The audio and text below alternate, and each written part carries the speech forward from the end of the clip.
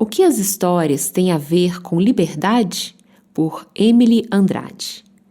Como uma aranha, transformamos todas as coisas em nós mesmos. Nós dobramos a luz do tempo em fábulas. Ben Okri. Olhemo-nos nos olhos primeiro, para estarmos juntas. Eu, no passado da escrita, você, no presente da leitura. Qual será o misterioso caminho que nos trouxe até aqui? Quero lembrar que durante esse nosso breve encontro, poderemos ser interrompidas a qualquer momento. O telefone que toca, a criança que chama, tudo bem, a vida é imprevisível, tome seu tempo. Quero nos lembrar também de que há muito tempo não somos capazes de nomear. Palavras não dão conta de tudo o que passa em e entre nós. Não foi por isso que inventamos os contos? Para falar dessas coisas que de outra maneira não seria possível.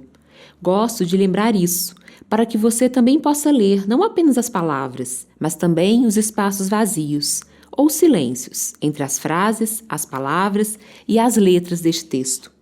Também aproveito para pedir licença para misturar minhas vozes a outras com gratidão e graça, mesmo quando não for capaz de nomeá-las. Aprender, especialmente, de boca a ouvido, tem dessas coisas. Histórias, cuidados, práticas, conhecimentos viram parte de nós e se misturam a tudo o que já estava e ao que chega, e muitas vezes se torna improvável encontrar a nascente dessas águas.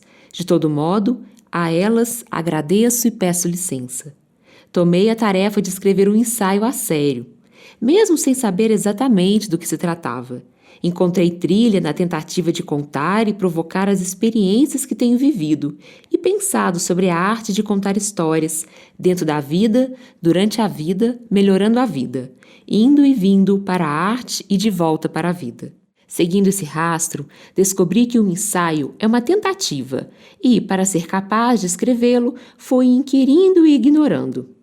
Perguntar e ignorar como aquilo que o ensaio pode comportar de arriscado, de insubordinado, de imprevisível, de perigosamente pessoal. Não por coincidência, foram justamente as interrogações que trouxeram alguma estrutura para tudo o que quis, ou tudo o que pude contar aqui. Como a história transforma o narrador? Ela sentou ao meu lado naquela manhã. Depois de alguns meses juntas nas salas virtuais do curso que fazíamos, finalmente a gente se encontrava presencialmente para 3 dias de estudos com o grupo todo. Conversamos um pouco dentro e fora daquelas dinâmicas de apresentação e foi assim que ela quis me contar uma coisa que não costumava contar para ninguém, mesmo sem saber o porquê. Faz 6 anos que eu perdi meu filho.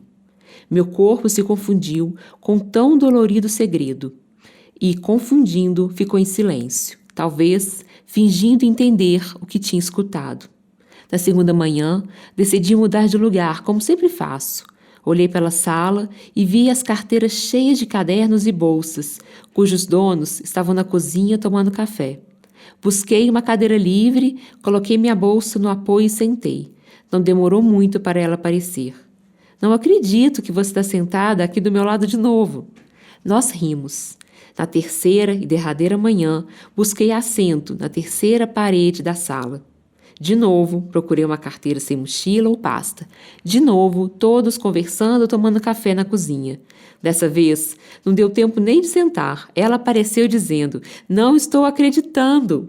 Eu sorri e respondi, "Não é possível, de novo." E brinquei, "Só não troco de lugar porque, nos contos, a terceira vez é aquela que muda tudo." E mudou. Depois, durante o intervalo, começamos a conversar. Não lembro bem o caminho que a gente pegou na conversa, mas sei que ela voltou a falar do filho e da dificuldade imensa que tinha de contar histórias da sua perda. Disse que seu passado foi todo enterrado com o filho. O casamento, a casa. Ela escondeu tudo para esquecer, para curar, mas não adiantou. Emocionada, ela começou a chorar. Eu ouvia. Enquanto ouvia, o silêncio em mim era fora, mas também dentro. De repente, uma história me visitou. Quando ela terminou de falar, meio por não saber o que dizer, meio por só poder pensar naquela história quase sem me dar conta, falei. Lembrei uma história. Posso lhe contar? E mais com os olhos do que com a voz, ela aceitou. Eu contei. Outro dia, vi na internet um contador de histórias estadunidense chamado Donald Davis, contando a história de seu pai. O pai era o único banqueiro da pequena cidade onde cresceu e, quando criança, vivia numa fazenda. Um dia, o pai de Donald, ainda pequeno, inventou de brincar com o machado que os irmãos mais velhos usavam com tranquilidade para cortar a lenha. Quando chamaram para o almoço, o menino, na pressa, não conseguiu acertar o toco de madeira e a ferramenta se encontrou de frente com seu joelho. Foi um ferimento terrível que o deixou com os movimentos da perna comprometidos. Por isso, ele ficava em casa com as irmãs, lendo e bordando, ao invés de, como os irmãos, trabalhar na roça. Por isso, o pai de Donald foi o único dos seus irmãos e irmãs que trabalhou fora da fazenda, o único que foi estudar, o único que pôde guardar dinheiro e, assim, muitos anos depois, se tornou o banqueiro John. Tem muitos detalhes na história sobre como o acidente transformou a trajetória dele, e assim como se conta em tantos contos tradicionais, uma maldição tinha virado uma bênção. Mas era outra coisa que eu queria lhe contar. Quando o pai do dono já era bem velhinho, pouco antes de morrer, ele contou uma parte dessa história que quase foi embora com ele. Ele contou do costume que a mãe dele inventou depois que o menino tinha se recuperado do acidente. Diz que todo santo dia a mãe colocava o filho em cima da mesa da cozinha e pedia para que ele contasse a história do acidente. Ela fazia o menino contar e recontar a história do encontro do joelho dele com o machado, todos os dias, mas sempre de um jeito diferente. Um dia, era para contar o que ele, o menino, tinha aprendido. No outro dia, era para contar o que a mãe aprendeu. O pai, cada um dos irmãos, o médico que o atendeu no hospital, até mesmo a lição que o machado aprendeu com a situação. Um dia era comédia, outro era terror, outro dia era uma aventura, uma fofoca, até que um dia o menino, injuriado de repetir todo dia a mesma história, soltou um pouco injuriado. Eu não quero contar essa história de novo. Por que você me faz repetir isso todo dia, mãe? Isso não vai mudar o que aconteceu. Para o que a mãe respondeu: a gente não conta a nossa história para mudar o que aconteceu. A gente conta para mudar a gente mesmo. Nessa hora, minha colega de curso soltou um soluço. Ela chorava muito e no soluço levantou, pediu licença e saiu. Eu confesso que fiquei preocupada. Achei de verdade que tinha causado dor maior, que tinha atrapalhado, que não devia ter dito nada. Não sou psicóloga, nem terapeuta. Que eu tinha que me meter a falar qualquer coisa? Ai, ai, ai. Alguns minutos depois, ela voltou mais calma, mas ainda emocionada. Não esqueço os olhos dela. Ela sentou na minha frente, bem perto de mim, e talvez até pegou nas minhas mãos. Sempre me falam que eu preciso contar a minha história, mas eu nunca consegui entender o porquê. Hoje eu entendi. Você salvou a minha vida e um dia você vai contar a minha história.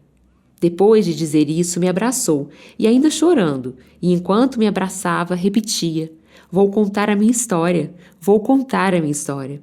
Nesse abraço, aprendi muita coisa sobre o ofício que escolhi: ler, escutar, escrever, contar, estar atenta às histórias, velar por elas, estar acordada por elas, foi me transformando sem eu perceber, como as raízes que vão crescendo escondidas e tomando conta do vaso.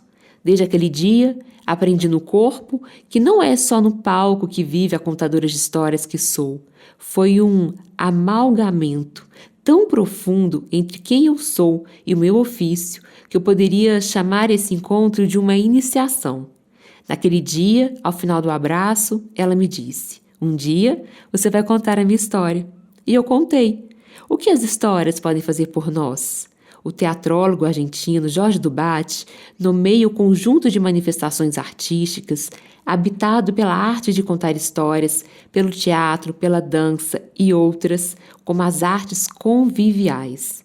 Ele diz que o que as define assim é justamente o resgate do convívio, ou seja, a reunião sem intermediação tecnológica, o encontro de pessoa a pessoa em escala humana e uma encruzilhada espaço-temporal cotidiana. Não é por acaso que, frequentemente, somos colocadas para contar histórias no meio da vida, do lado da cafeteira, no meio do corredor, dentro da sala de aula, da biblioteca, no meio da praça, no chão da fábrica, no hospital. Na minha experiência, e do que posso ver da experiência dos meus colegas, apenas em raras exceções ocupamos o espaço sagrado do palco. Usualmente, compartilhamos nossas histórias nos mesmos lugares onde se come, se trabalha, se desloca, se brinca, se vive. Contamos histórias no espaço sagrado do cotidiano. As histórias, as narrativas estão em todo lugar, o tempo todo. São elas que semeiam a possibilidade de mudar o modo como as coisas são, e aqui eu não me refiro apenas aos contos de fadas, mitos e lendas.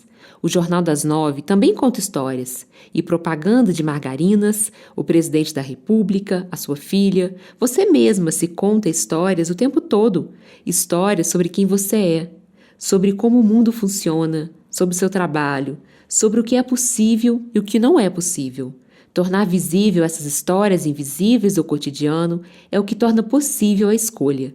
Quando passamos a enxergar as narrativas nas quais vivemos, podemos então escolher em que queremos viver e quais não fazem mais sentido. Essa tarefa encantada pode ser também tarefa de alguém que se nomeia contadora de histórias. Porque, se as histórias que a gente conta todo dia dão forma à nossa realidade, ao nosso futuro, é fundamental nos perguntarmos quais histórias a gente precisa parar de contar e quais a gente precisa começar a contar. Também não é por acaso que o ofício de contar contos parece uma coisa um tanto deslocada do nosso tempo. Parece porque, em grande medida, se trata mesmo de um fazer fora de lugar, um tanto inadequado, anacrônico, em tempos de smartphones, 5Gs, streaming, redes sociais. Por que seria relevante para alguém contar histórias em presença? Ou ainda, por que alguém se interessaria por escutá-las se os filmes, as séries ocupam esse lugar de maneira tão intensa e, às vezes, até competente? Mas os contos e quem os narram são tão fundamentais nesses tempos justamente por não aderirem totalmente ao contexto atual da pressa, imagens prontas, consumo e crescimentos ilimitados. Claro que não é nada assim tão simples, tão simétrico, não estamos imunes. Vivemos sob constante estresse e violência. O tempo do relógio e o tempo do corpo em contínua batalha. O viver desperto e o viver do sonho igualmente ignorados. A nossa relação com a vida é debilitante da própria vida em nós e ao redor de nós. A crise ambiental e climática, as doenças, a violência e a desigualdade, a pandemia de depressão e suicídios são sinais claros do quanto nossa sociedade está em apuros. Estaremos à altura desse ofício se conseguirmos permanecer em exercício constante de externalização dessa grande e homogênea narrativa, na qual as pessoas no mundo inteiro devem viver sob o mesmo violentíssimo sistema econômico, sob o mesmo modo de organizar espaço e tempo. Daremos voz à possibilidade de criar futuros através das histórias, se conseguirmos tornar visível esse grande mito que nos aprisiona e, por consequência, perceber como ele define nosso modo de agir e ver a realidade. Silenciamentos, guerras, genocídios, monoculturas, colonizações, uniformização, separação, hierarquias, preconceitos, anestesiamento, complacência. Tudo isso é justificado nessa mitologia que, para seguir existindo, precisa que a gente esqueça tudo aquilo que as histórias nos ensinam desde sempre, que a vida é transformação incessante, que nascemos com vocação para o cuidado, que somos feitas de estrelas, que estamos conectadas entre nós e com tudo que existe. Estar com as histórias é fazer as pazes com a vida. Como convidar o mistério e o encantamento das histórias para jantar de vez em quando?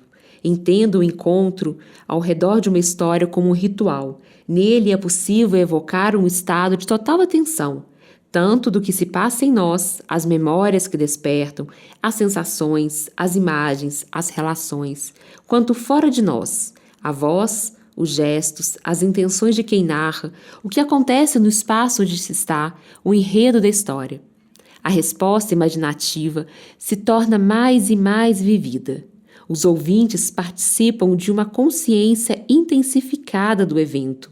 Essa absorção instiga uma calma e um estado nobre, onde mente e coração sincronizam-se.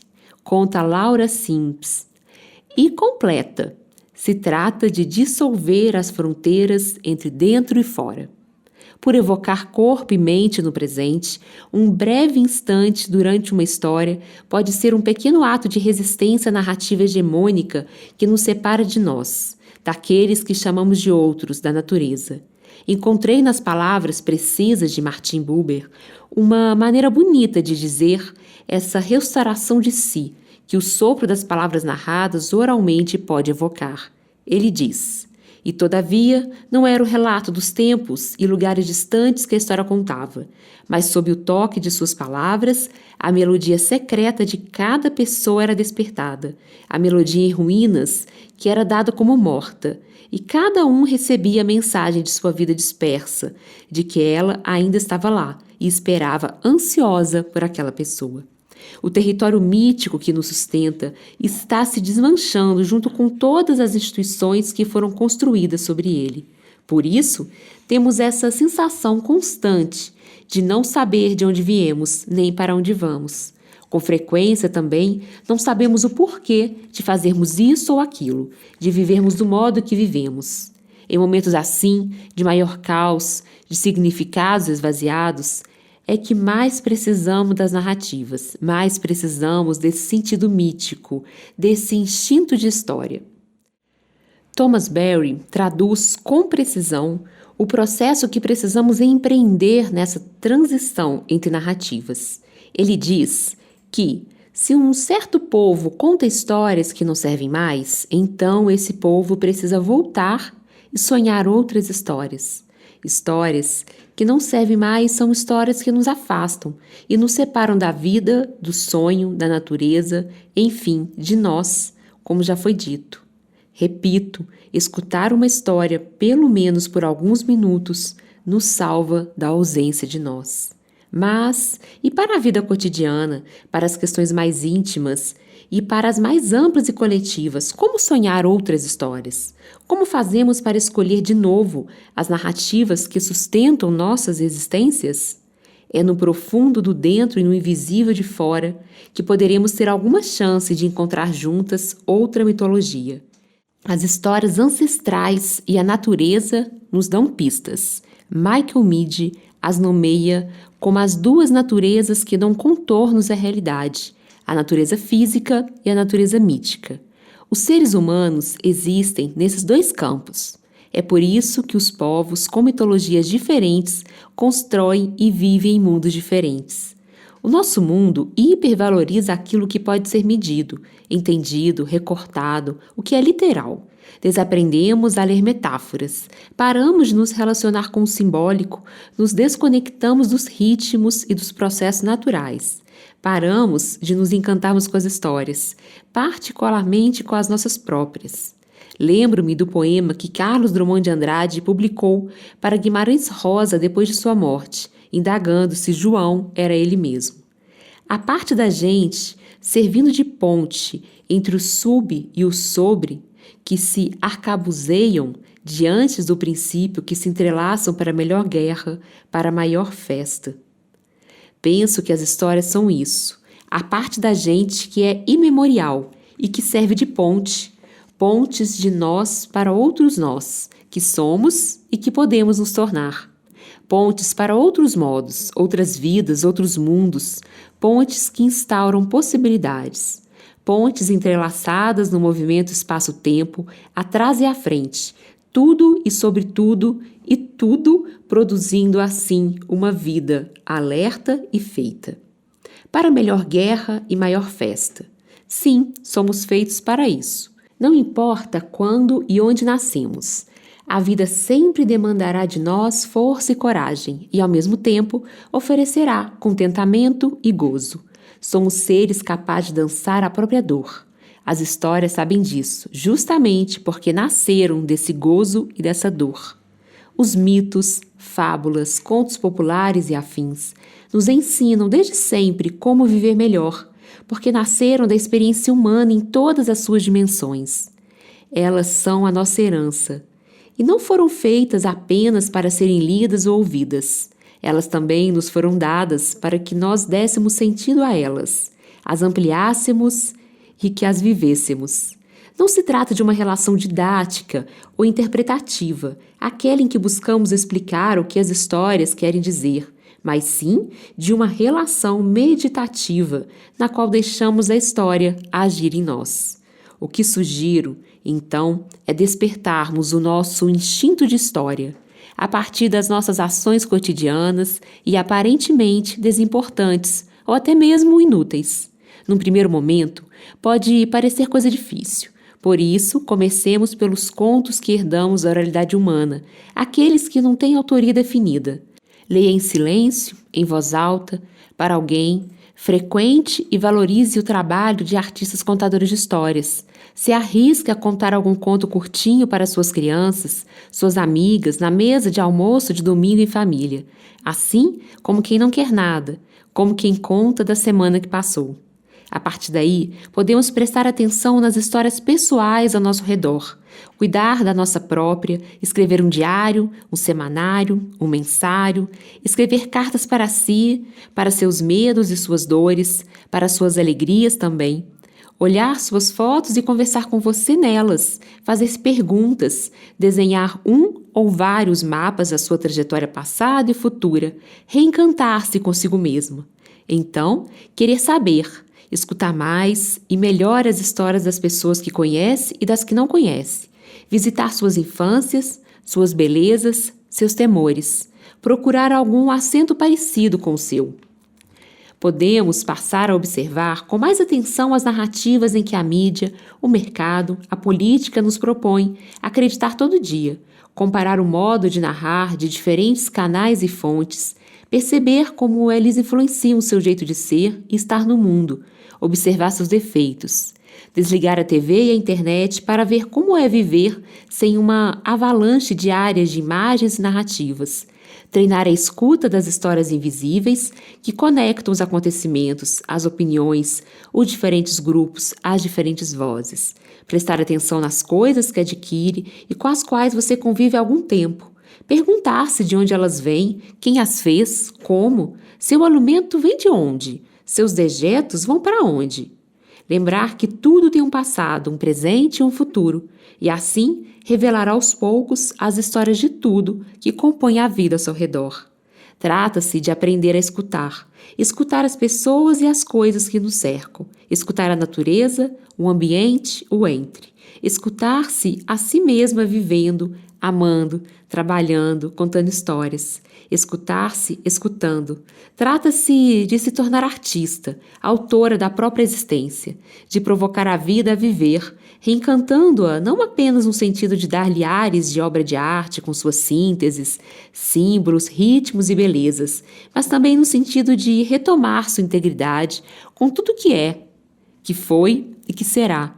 As histórias são um convite para viver o mito que quer existir no mundo através da história de cada um.